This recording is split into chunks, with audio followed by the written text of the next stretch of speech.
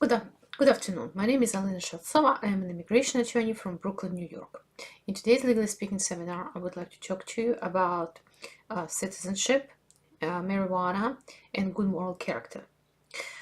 Recently, many states decided to take an approach to decriminalize certain actions related to marijuana, harvesting marijuana, dispensing it, selling it, transporting it, due to what's called medical marijuana use and all other permitted usage. In New York, there is a movement to decriminalize certain offenses like possession and usage of marijuana for one's one own purposes, right? When you're not selling it and things like that. However, on the federal level, marijuana is still a controlled substance offense. And in response to this movement, United States federal government immigration issued a policy memo clarifying that if a person is found to be engaging in certain actions related to harvesting, dispensing, transporting, distributing marijuana, he or she will have an immigration issue. In particular, he or she may be barred from becoming a U.S. citizen during the statutory period. Okay, so let's talk about that. What does it mean? Well, it means, first of all, if you were ever arrested, okay, if you were ever arrested but were not convicted because the act became not a criminal act under the state law, arrested in connection with a controlled substance, marijuana, you will have to consult with an attorney before you file for the citizenship. It's very important. Statutory period usually is 5 years. However, the government, the USICS, is not bound by the 5 years. Actually, the regulations state that they can go back, far back as 10 years, or they can look at your entire immigration history in the United States.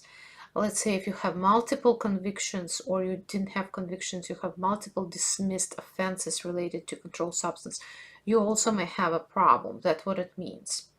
So what are we talking about? Usually we're talking about the fact that the biggest problem, as I see it, will be is when the marijuana industry will become legal on a state level, when you'll be able to have, let's say, a plant or a factory producing medical marijuana, and let's say you're working, right? You're working in that plant, and you disclose your employment. You've never been using it. You've never been, let's say, distributing it, but you work for factories that now deals with the controlled substance under federal law. And guess what? You will be precluded, most likely, at least under the current regulations, from becoming a U.S. citizen because your actions may fall under dispensing, transporting, distributing definition of dealing with controlled substance. Interestingly enough, that for Canadians, where marijuana industry is legalized, from what I understand, the United States government stated that Canadians who are seeking admission to the United States will not be precluded from getting into the United States as long as they do not carry out activities related to marijuana in the United States. So that's very interesting, right? But for the people who live here, it seems to be a problem. What is the lack of good moral character? Good moral character means that you are a good person and you don't have criminal acts and you are fit to be a U.S. citizen. Another area that can be tricky here is that you don't have to be actually convicted. If the United States finds out that you were engaged in acts in the time that can be your own admission, let's say the office is going to ask you, have you ever used marijuana for your own use, right? And you say yes. And they say, when? You say, well, it was a year ago with a friend. That's enough to find a lack of good moral character, all right? So it doesn't have to be conviction. It doesn't even have to be dismissed conviction. It can be your own admission.